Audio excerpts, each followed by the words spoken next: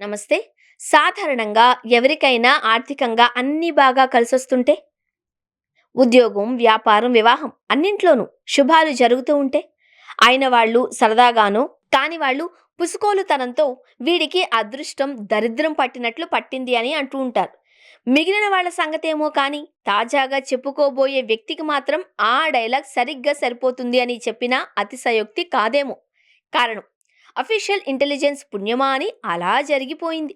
అవును, మలేషియాకు చెందిన టెక్ వ్యవస్థాపకుడు అర్షాన్ ఇస్మాయిల్ 10 ఏళ్ల వయసులో 1993వ సంవత్సరంలో కేవలం $100, అంటే అప్పట్లో అది సుమారు 300కు AI.com అనే డొమైన్ను కొనుగోలు చేశారు.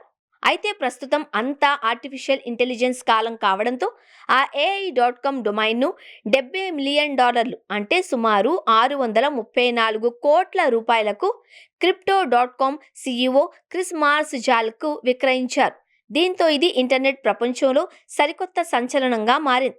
వాస్తవానికి ఈ డొమైన్ను గత ఏడాది ఏప్రిల్లోనే మార్స్జాలెక్కు పూర్తిగా క్రిప్టో కరెన్సీలో చెల్లించిన లావాదేవీలలో విక్రయించగా, పలు నివేదికలు $70 మిలియన్ సంఖ్యను ధృవీకరిస్తున్నాయి. దీంతో ఇప్పటివరకు అత్యంత ఖరీదైన, బహిరంగంగా వెల్లడించబడిన డొమైన్ నేమ్ అమ్మకమని చెబుతున్నారు.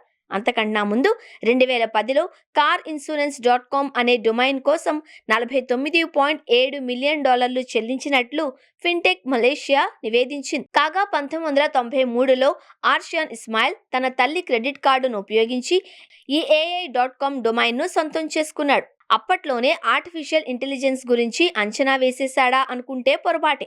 అతను ఈ డొమైన్ కొనడానికి కారణం అతని పేరు. ఇందులో మొదటి అక్షరాలతో సరిపోలినందుకే ARN ఇస్మాయిల్ను ఎంచుకున్నాడు అని మలేషియా మీడియా నివేదించింది. ఏది ఏమైనా ఇది సంచలనంగా మారింది.